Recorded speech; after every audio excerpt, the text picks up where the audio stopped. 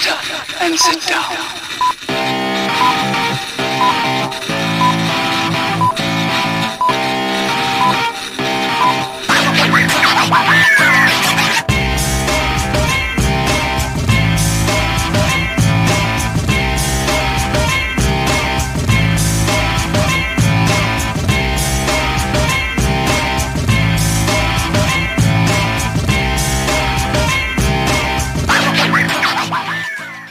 Welcome everybody to another edition of the Rural Report.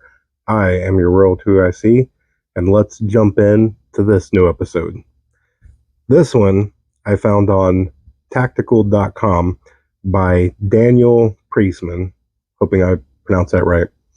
And right here, you should see what you would see if you go to his page. I will do a link, like always, if I do any sort of review or any sort of coverage of somebody else's work.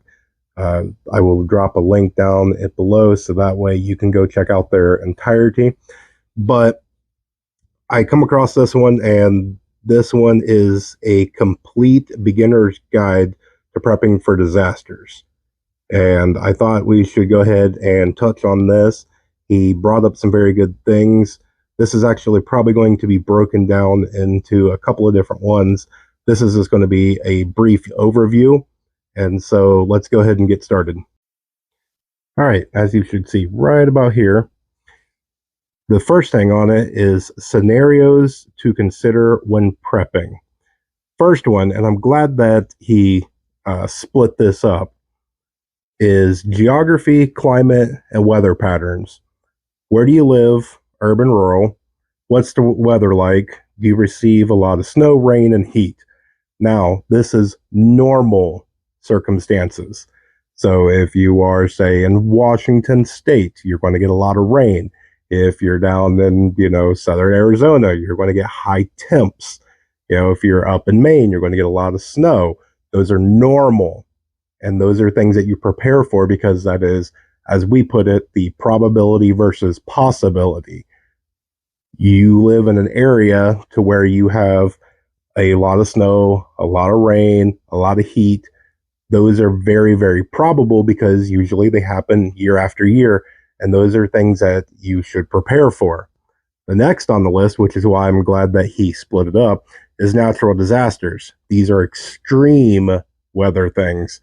So this is things like floods, tornadoes, hurricanes, snowstorm, earthquakes. Have those happened in your area before? If they have, this is something that you should prepare for. And it's one of the things that people often kind of overlook, that you'll see a news story come on and you'll think that, well, that's in that area. That doesn't happen here. It's very rare. Well, if it's happened, let's say in the last 10 years, then that means that it very well could happen again. And it's probably something that you should put on your list. Next is power outages. If you have not lost power in your entire life, consider yourself very, very lucky. And the probability that if you haven't, that you will at some point is very, very high. Power outages is one of the ones that I think just about every single person on the planet should prepare for. Economic distress. If you lose your job, how would you provide for yourself, your family? Things as economic collapse. And then it goes into that last line there of self-sufficiency, which is basically what prepping is. It's all about how you can fend for yourself in every area that you need, whether that be food or water or self-defense, security. This is all about how you can take care of yourself and be less dependent on what society is supposed to provide or help you with. And then the last one is a technology collapse. It goes into a really good paragraph here of what would happen if the grid goes down. How would you pay for your items if credit and debit didn't work? How would you communicate with friends and family? Do you even know what a electromagnetic pulse or EMP attack, and how do you prepare for it? And these are things just to get you. It's just a nice little rundown of, getting the wheels turning on what you could prepare for. So take a brief minute, look over that little list that should be right about here and see if any or all of those apply for you and see what you can do about those. But for now, there's a brief overview. Let's move on. All right. Next, he goes on to put on prepare for at least 2 weeks at home. According to ready.gov, the U.S. Department of Homeland Security's preparation site, you should have enough supplies to last 72 hours. He goes on to say, it's a great baseline if you haven't prepped, but to really do a real world scenario, if you're hunkering down / bugging in, it barely scratches the surface. Now, to expand on this a little bit more, I'm going to agree. If you're just starting out, go for 24 hours. Now, a lot of people will laugh and say that anybody can go 24 hours. And while that is, yes, basically true, it's a very attainable goal. Once you get to that 24 hours, move on to the 72 hours, that the ready.gov tells you to prepare for. 3 days is usually a very good starting out benchmark. If you can survive in a scenario for 3 days, it gives you a pretty decent head start compared to most people. Once you get from there, then we start moving out to 7 days and then finally 2 weeks. 2 weeks in a lot of the preparedness community is really the standard. If you can survive 2 weeks in just about any sort of flood or, hurricane, earthquake, things like that, if you can hunker down for those 2 weeks, then your probability of survival skyrockets immensely. So that is a very, very good baseline in which you should try and shoot for. I've put out some videos to try and help with this, but this is just to get you to kind of start thinking. So for the purposes of this, again, shoot for 24 hours, then shoot for 72 hours, shoot for 7 days, then 2 weeks. This is what this channel is about, is to getting you in that small baby step, incremental, to get you up to a minimum, and we'll get you off from there. So let's move on to the next thing in this article. Next, he goes to continue in this article, prepare for 3 days on the road. Depending on the severity of the situation, you may need to jump in your car or bug out vehicle, or bug out in general, at a moment's notice. There's a few things that you can consider, and that's a bug out vehicle, because you don't want to find yourself in a situation where you need to evacuate, but you can't find a car or means of transportation. Now, this goes on to kind of give it a little bit of a comedy point of view on this. Not saying there's anything wrong with it. I picked this article because I really like how they put it out there. But a mode of transportation, whether it be some sort of a vehicle, gasoline, diesel, whatnot, whether that be 4 wheels, 2 wheels, could even be just a moped or a bicycle, anything is going to be faster than you going on foot. Now, there's pros and cons to everything. If you have a big diesel truck, it's going to make a lot of noise. If you have, a small car, you can't really off-road or traverse the way you could in a pickup truck or an SUV. Plus, you can't pack as many things. There's a lot of pros and cons to a lot of it. Bicycle, you be able to be on road, sometimes for the most part off-road. You'd be very silent, but the amount of stuff that you can take with you, plus not keeping you out of the elements, things like that, there's pros and cons to everything. So you need to weigh how you're going to travel now, so that way you can prepare and plan. So that way you can have contingency plans, a backup plan, all that. So that way, this is just to get you thinking right now while you can. So that way, if something happens, you can immediately go, this happened. If something happens, I need to go to B. So let's continue on with this. Next in this article, have your finances in order. One of the most overlooked aspects of prepping is money. When the grid goes down, those credit and debit cards will be nothing. That's why it's crucial to have a rainy day or emergency fund in cold hard cash. Now, I'm sure that that's going to be somewhat controversial about all of the things that are going on in the news of the de-dollarization, financial collapse, things like that. Now, while I'm not a financial advisor of any means whatsoever, I will say that it is probably in your best interest to diversify. A prepper mindset should have it to where you never put all your eggs in one basket, so to speak. So you need to diversify. Now, whether that is having cash, whether that's having precious metals, maybe venturing into the stock markets. I've seen a lot of people starting to pick up some foreign currency, whether it's bartering items or whatnot.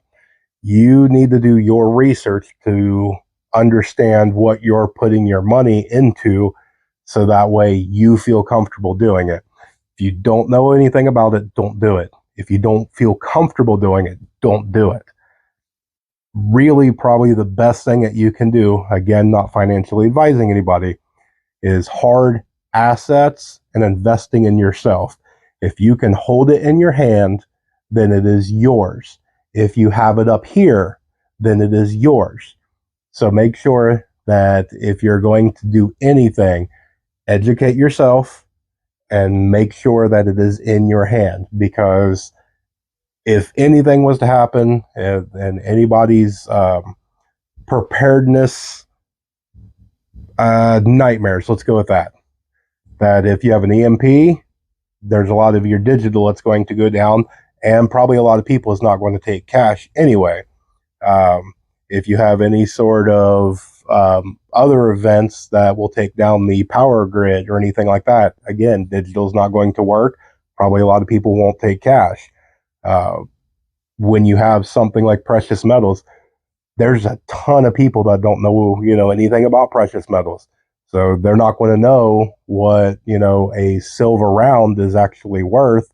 And when you have a survival situation, they're just going to say, give me 50 silver rounds for this, gallon of water.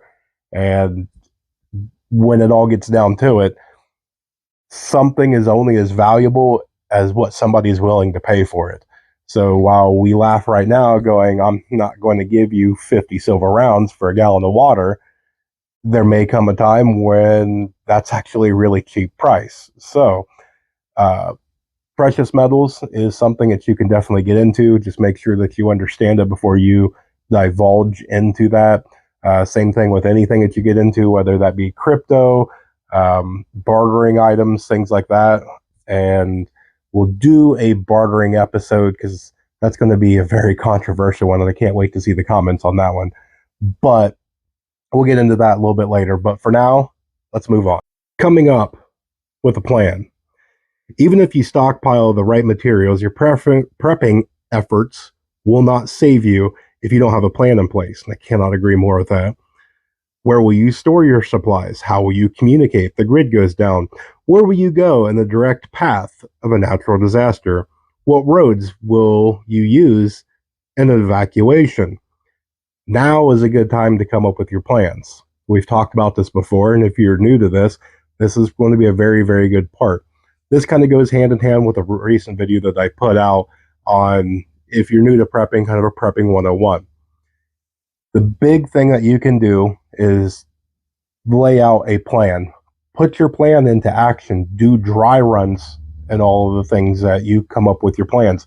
Find out your weaknesses. Find out your holes now while you have time to be able to learn and fix them. Failure is not failure until you give up on it. Failure is you learning. So that way, when you do a dry run, when you put your plan into practice and you figure out that something didn't go right, you can learn from it. It is a tool for you to make it better next time. And don't get into the bias that I've ran it enough, I know what I'm doing. You can never run anything enough. Continue to do it. Include the family, include friends, get everybody involved. Now, the way that this article goes into this, where you have where will you store things? That's a very great question on all of your preps. Your pantry is going to be different than your gun safe. How will you communicate? There's a lot of different aspects into if the grid goes down, will this work or will that work? We don't know what's going to happen if an EMP attack happens or if a cyber attack happens, and being able to communicate is very, very important. Things like where you're going to go, if something's coming. So if you have a tornado and your evacuation is to head north 20 miles, but the tornado is actually going to come from the north and go south, it cuts you off. Where do you go then? There's a lot that goes into this that he writes about. Again, this is just kind of a quick overview to give you a little bit to think about. Again, I'll link it down then to the bottom here so that way you can go through. He does some really good points, but we'll go ahead and do one more before we wrap this up. Survival skills you'll want to learn. You'll have many tools in your prepper's kit, but if you don't know how to use them, they're virtually useless. Now, before I can go on to that, that is key. That is paramount. That could not have been said any better. You take the greatest tool there is and put it in the hands that somebody does not know what it is or how to use it. That tool is completely useless. You take a person that is very trained, very skilled, very knowledgeable. They will probably figure out how to make the worst tool, if not create their own tool to make something work. So just because you watched a few YouTube videos, just because you've seen a few things, or you've seen somebody over here, or you've seen something on the Walmart shelf, when you buy something, learn how to use it. And it doesn't matter if it's a knife, a shovel, a sewing needle. Learn the skill on how to use it. Don't buy it, look at it, it's pretty, put it up and let dust collect on it. Use it now. Learn how to use it. Learn how to use it in different ways. Learn how to, ways to apply it, different events that you can use it in. Sewing is not only good for repairing clothing, it's also medical. You can make things and craft things with sewing. There's a lot of skills, that you can do, and a lot of things you can do on that one thing. It's one of those ones that people often overlook. I've got all these tools and all these gadgets and all these gizmos. I can survive anything. Well, that's great. You know how to use any of it? You even know what it's called? Will it survive? Will it break? So make sure you invest in yourself. This is a very, very good point, very often overlooked. So please, if you take nothing out of this video, take that with you right there. Let's go ahead and wrap this up. All right, so as we just finished up here with the really great article, and we bumped through a couple of the key points of everything. Again, I'm going to drop a link down in there. I'm not stealing anybody's work. Really, I just want to put it out there so that way it can get the attention that it deserves.